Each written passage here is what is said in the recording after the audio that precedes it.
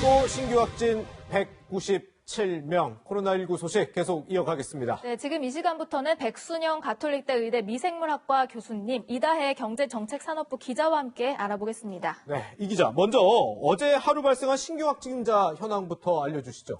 네, 오늘 0시 기준으로 코로나19 확진자 수가 197명 추가되면서 누적 확진자 수가 15,115명으로 집계됐습니다. 이 신규 확진자 중에 해외 유입은 9명 뿐이고요. 나머지 그러니까 188명이 국내 발생 숫자인데요. 특히 서울과 경기에 집중이 됐습니다. 한 83% 정도가 집중이 됐는데요. 보시면 지난 12일에 56명을 기록한 이후에 다음날 거의 2배, 세 자릿수로 뛰었고 어제는 200명 후반대까지 뛰었거든요. 오늘도 거의 200명 가까이 나왔는데 네. 이제 방역 당국에서는 대유행 초기 단계다 이렇게 판단하고 있습니다. 네, 네. 0시 기준 누적 확진자는 15,515명입니다. 네. 지난 9일에요, 교수님. 하루 발생한 확진자가 28명이었거든요. 그런데 그제 보니까 279명, 거의 280명인데 약 10배 정도 이렇게 늘어난, 이게 보면은 2차 유행에 정말 들어선 것 아니냐 걱정이 돼요, 교수님. 이게 거의 매일 2배씩 늘어나면 금방 이렇게 되죠. 네. 근데 결국 오늘 그나마 다행스러운 게 279명이었던 것이 만약에 500명대로 올라갔다고 그러면 뭐 걷잡을 없이 가는 건데 예, 예. 사실은 그 증가 추세는 오늘 하루지만 일단은 꺾였다고는 볼 수가 있겠죠. 네. 하지만 아직 이른 것이 지금 우리 지역사회에서 이 발생하고 있는 것들이 교회 중심으로 한 것뿐만 아니라 시장이라든지 네. 뭐 커피숍이라든지 식당이라든지 여러 군데 불특정 다수들이 많이 접촉하는 분들이 분명히 있었거든요. 모든 사람이 아직까지 진단검사를 다 받았지 않았고 예. 좀 다행인 것은 남대문 시장이라든지 동대문 시장 이런 데는 상당히 많이 통제가 되고 사실은 더 이상은 안 나오는 것으로 보여서 그나마 다행이긴 한데 예. 또 나머지 교회들도 기쁨 153 교회라든지 반석교회 같은 데는 아직도 확진자들이 나오고 있는 상황이거든요. 예. 모든 교회는 아니지만 꽤 큰 규모의 교회도 지금은 감염이 일어나고 있다는 것이 좀 더 우려스러운 부분이 분명히 있고 예, 예. 이것을 빨리 통제하지 않으면은 N차 감염이 일어나기 때문에 네. 자기가 그런 예배에 참석했다든가 혹은 뭐 지금 사랑제일교회 같은 경우에는 7일에서 13일 사이에 방문했거나 근처에만 있었어도 일단 전부 진단검사를 받아보는 것이 네. 좋을 것 같은 그런 지금 아슬아슬한 상황이긴 합니다. 네, 지금 교회 시설 얘기를 해주셨는데 지금 이 수도권 감염의 가장 큰 특징이라면 지금 교회 시설을 중심으로 좀 집단 감염이 발생하고 있는 건데 구체적인 현황 어떻게 되는 거죠?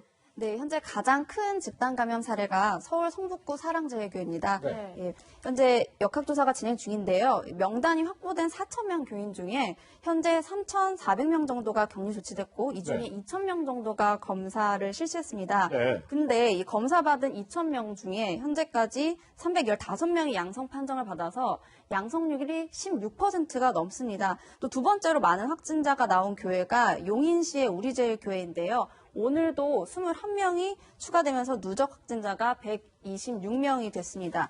이 밖에도 서울과 경기의 교회에서 산발적인 집단 감염이 지속되면서 이 교회를 고위험 시설로 지정해야 하는 거 아니냐는 의견도 제시되고 있습니다. 네. 네. 조금 전에 보니까 원래 저희 방송 전에는 이 서울 성북구의 사랑제일교회 누적 확진자 315명이었는데 그새 또 4명이 또 늘었다고 합니다. 그래서 319명까지 지금 늘어났다는 속보도 지금 들어와 있습니다. 네, 그 걱정되는 이런 상황이 좀 발생하고 있는데요, 교수님. 이번에는 여의도 순복음교회에서도 확진자가 나왔다라는 얘기가 있어서 좀 더 걱정이 돼요. 여기는 등록된 교인의 수만 한 56만 명 정도 한다고 하는데 물론 이 56만 명이 다 같은 장소에 있었다라고 할 수는 없지만 방역당국 입장에서는 굉장히 긴장되는 상황일 것 같아요. 예, 이게 굉장히 큰 대규모의 교회고요. 뭐 예배도 여러 차례 열리기 때문에 모든 사람이 뭐 다 노출됐다 이렇게 보기는 어렵지만 네네. 이 김포에 살고 계시는 분이 네. 제주도를 갔다 오셨는데 그때 부모님도 같이 걸리셨다고 그래요. 근데 예. 사실은 김포에 사시는 분이고 부모님은 뭐 충청도에 사신다고 그러니까 직접적인 관련은 없는데 일단 교회에서 감염이 일어났고 네. 또 성가대 관련 분이 한 분 계시는데 또 다른 한 분이 감염되신 분은 남편이 또 사랑제일교회를 다니신다고 그래갖고. 근데 이분들 지금 아직까지 보도가 확실치 않은 것은 이분들 중에서 그럼 누가 진짜 최초의 감염원이냐. 네. 사랑제일교회부터 순복음교회로 온 것이냐. 아니면 거꾸로냐. 뭐 이런 부분들이 아직까지는 확실하지는 않지만 예, 예. 상당히 많은 명수가 아직까지는 발표는 되고 있지 않지만 이 수목원교에서 얘기한 걸로는 적어도 3명 정도는 아마 감염이 된 것으로 보이고 예, 예. 아까 기자님 말씀하신 걸로 봐도 10명 정도는 아마 지금 확진이 되고 있는 것으로 보이는데 예. 아직까지는 초기 단계라 이 순복음교회에 대해서는 이 보도되는 것들이 별로 없고 아직까지 밝혀진 바도 많이 없고 서울시에서 처음에 얘기할 때에는 서울시의 시민들은 없다 그렇게 얘기를 했었는데 그 이후에 아마 지금 나오고 있는 것으로는 보입니다. 네, 예. 어쨌든 대규모 종교 집단인 만큼 또 역학조사에도 좀 어려움을 겪고 있는 그런 모양이네요. 네. 그런데 지금 계속 사랑제일교회 얘기가 나오고 있는데 이곳 담임 목사죠. 전광훈 목사. 지난 광복절에는 도심 집회에 나서기도 했는데 이 전광훈 목사를 이제 재수감하고 처벌해야 한다 이런 여론도 좀 커지고 있는 것 같아요. 네, 좀 전사를 얘기해봐야 될 것 같은데요. 아, 예, 예. 정광훈 목사는 지금 집회 같은 곳에서 특정 정당 지지를 호소한 혐의로 지난 3월에 구속 기소가 됐다가 아, 예. 이제 위법한 집회나 시위에 참가하지 않는다는 조건으로 지난 4월에 풀려난 상태였습니다. 아, 그렇군요. 예, 그런데 지난 광복절에 이제 집합 제한 명령이 있는데도 불구하고 집회에 참석해서 무대에 올라가서 발언을 하기도 했거든요. 심지어 이때는 정광훈 목사가 자가격리 통보를 받은 상태였습니다. 근데 그렇다 보니 국민들의 반감이 굉장히 큰 상태인데요. 이 청원도 나오고 있어요. 이제 예, 예. 청원글을 보시면 방역 당국의 노력을 헛되게 만들고 있다 이런 식으로 해서 정광훈 목사를 재수감해야 한다라고 주장을 하고 있는데요. 네네. 실제로 검찰도 이 보석 조건을 지키지 않았다는 판단으로 이제 보석 취소를 청구해 놓은 상태입니다. 예. 네, 이에 대해서 이제 사랑제일교회 측은 자가격리 통보는 집회가 끝난 후에 받았다라고 주장하면서 서로의 이제 주장이 엇갈리고 있는 상황이긴 합니다. 네. 코로나19와의 싸움, 시간과의 전쟁인 만큼 방역당국은 교인들의 적극적인 검사 참여를 다시 한번 촉구하기도 했는데요. 그 목소리도 직접 들어보시죠. 검사를 받은 2천여 명 가운데 양성 판정을 받은 사람은 312명이며 양성률이 16.1%로 높아서 신속한 검사와 격리가 요구됩니다.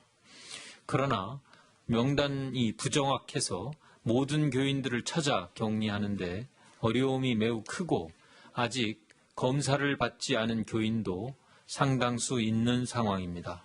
사랑제일교회 교인들은 무조건 양성 확진을 한다는 유언 비어가 돌고 있다고 하여 매우 염려됩니다.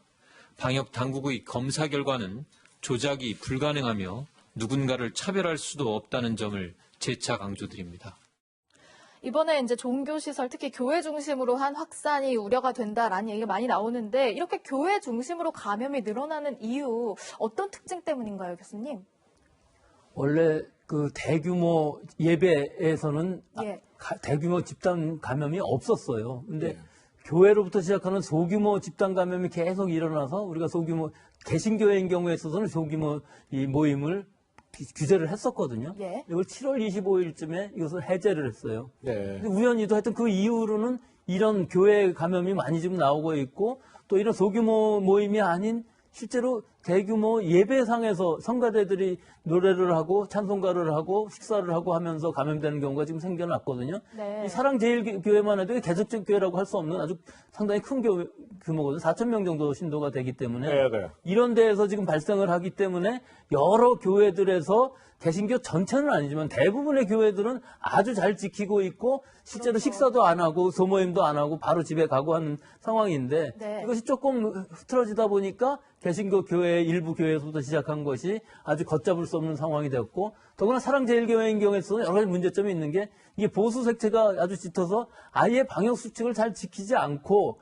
또 명단도 제대로 제출하지 않고 거기다 역학조사도 제대로 비협조적이고 또 하나는 15일 날 이 광화문 집회에 참석을 하게 되면 이분들 중에는 상당히 많은 지금 16.1%라고 말씀하시지 않았습니까? 예. 다 못 찾아서 16.1%지 얼마나 더 나올지 모르는 상황에서 그런 대규모의 집회에 참여하게 되면은 결국은 전국적으로 전파될 수 있는 이런 상황이 될 수밖에 없는 것이 네. 어쨌든 이 코로나19 집단 감염 사태, 저희가 이 코로나19 초기에 이 대구에서 엄청 많은 집단 감염이 일어났던 거 다들 아직도 기억을 하고 있을 겁니다. 그런데 다시 일어난 지금 수도권 집단 감염.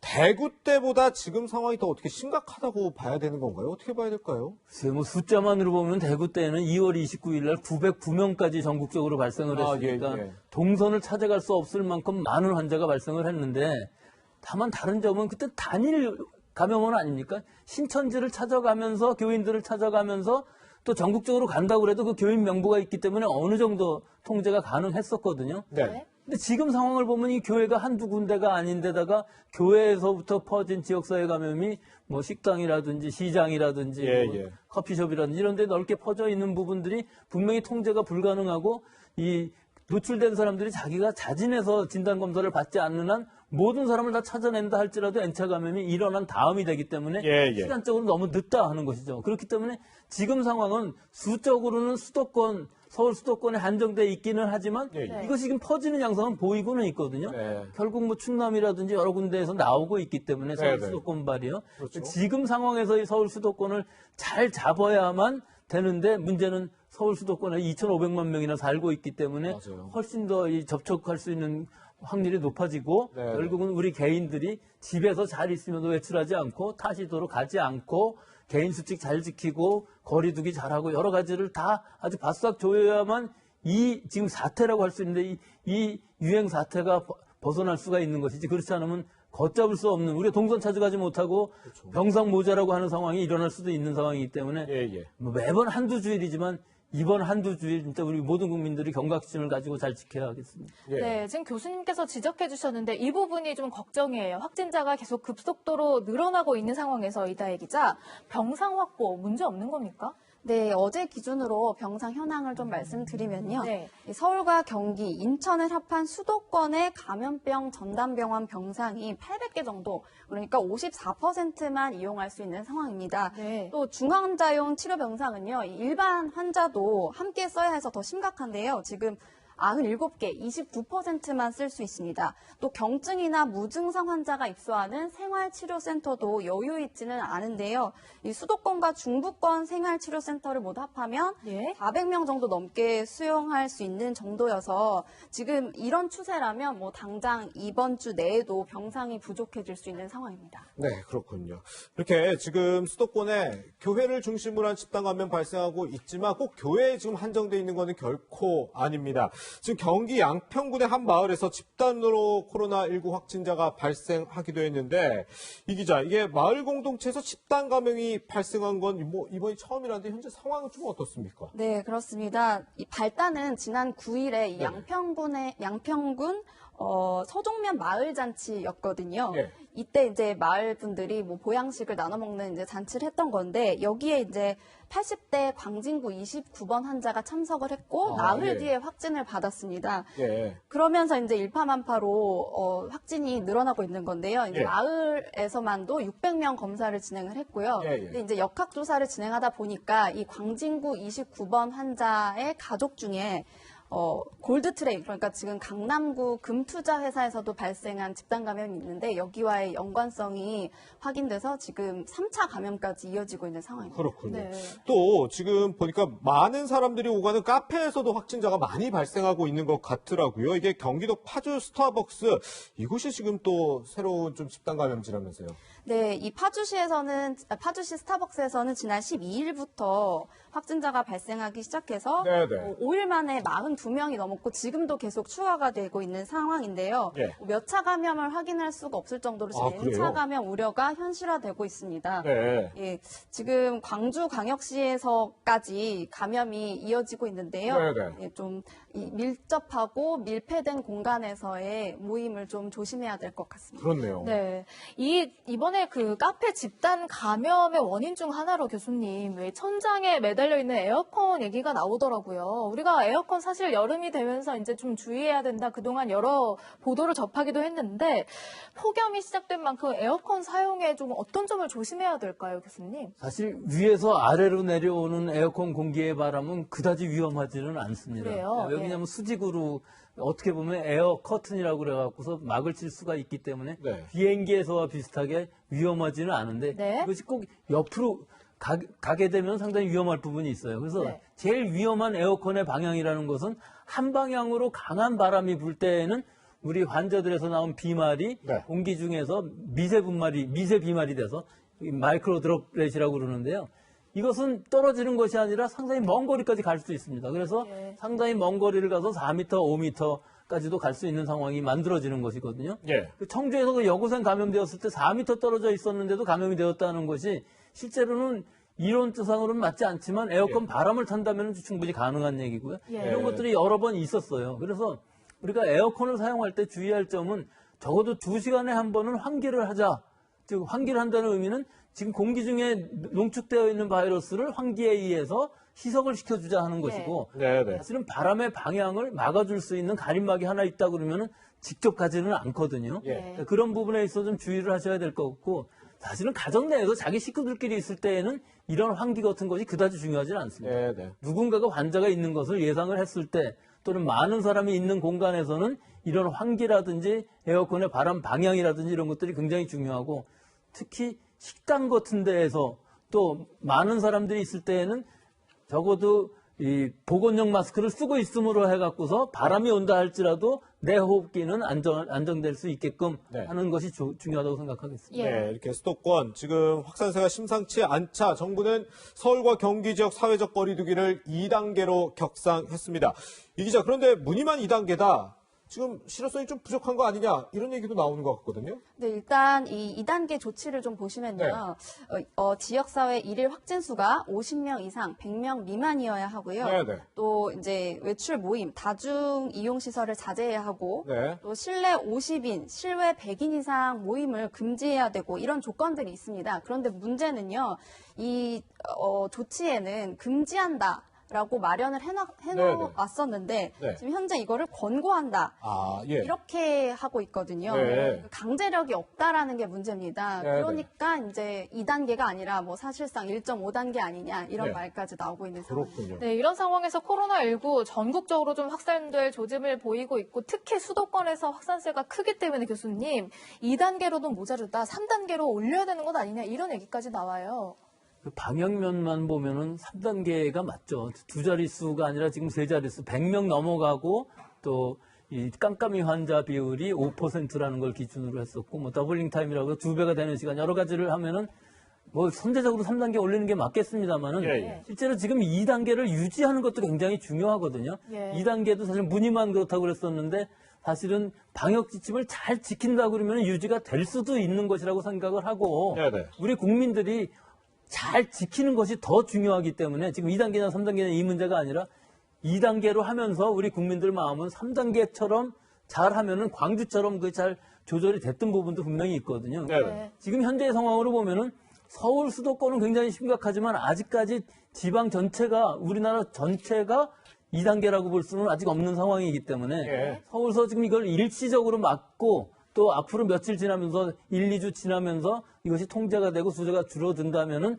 이 2단계를 계속 유지를 할 수 있는 것이겠지만 만약에 3단계로 가게 되면은 뭐 프로야구 경기는 물론이라니라 우리 모든 셧다운에 준하는 상황이기 때문에 그런 상황까지 가지 않도록 예. 우리 모든 국민들이 지금은 열심히 방역, 마스크 쓰기, 개인 거리 두기 뭐 이런 것들을 지금 해야 할 시기라고 봅니다. 네. 그런데 교수님, 전문가시니까 여쭤보고 싶은 게요. 사실 오늘도 내수 활성화를 위한 임시공휴일 쉬는 날이잖아요. 그리고 정부는 이제 뭐 외출이라든지 소비, 뭐 외식, 여행 독려하기 위한 할인 쿠폰 정책도 했었어요. 이런 게 좀 정부가 잘못된 신호를 준 거 아니냐 이런 지적도 있거든요. 충분히 이해는 가죠. 우리가 이제 아주 잘 지금 그 통제가 되고 있는 상황에서는 영세 상인들이라든지 너무 어려우니까 이런 정책을 마련해서 끌고 온 것인데 예. 우연히 이게 지금 이 상황하고 그 정책 방향에 시작하는 나라하고 비슷해져서 그렇기는 한데 예, 예. 좀 항상 생각할 때에는 이것이 완전히 좀 통제가 된다면 적어도 지금 9월 이후가 되면은 어느 정도 알 수는 있을 것 같은데 네네.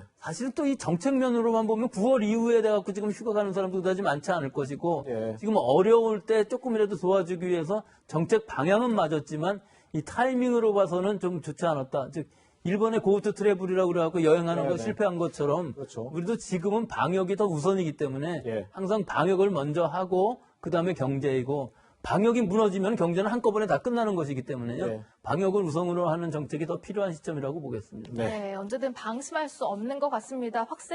확산세가 좀 심상치 않은 코로나19 얘기까지 좀 해봤습니다. 두 분과는 여기서 인사 나누겠습니다. 고맙습니다.